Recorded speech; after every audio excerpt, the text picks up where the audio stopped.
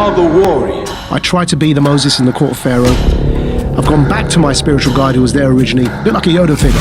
Got Maajid Nawaaz. Welcome. Welcome.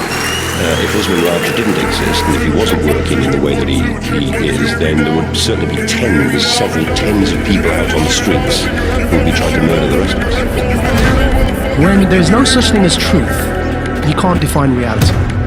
And when you can't define reality, the only thing that matters is power.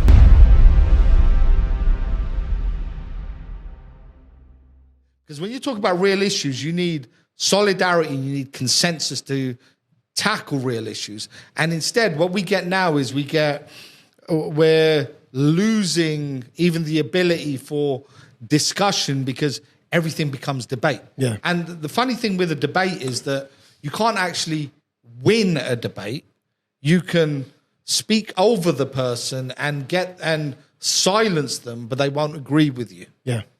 You see what I mean? And what we've got with this now is we're in a state right now where if you look at all of these roles, what are they defined by? Every role is defined by how you imagine it to be, not how in a present state you're experiencing reality with an interconnection. Perfect, because that's an example of it. Like if they had stopped imagining and realized in this present state, we got somebody in front of us that we even confess should know what racism is, they could have gone quiet and listened. But instead, they're still imagining what that construct is telling them to respond with. Yeah. And the construct has programmed them, nah, if you don't kneel right now, you're a racist, you know? So that's how that imaginary role, it takes over. But bro, it can then be destructive, you see, because you flip that example. If I wasn't me, imagine I was a straight white male.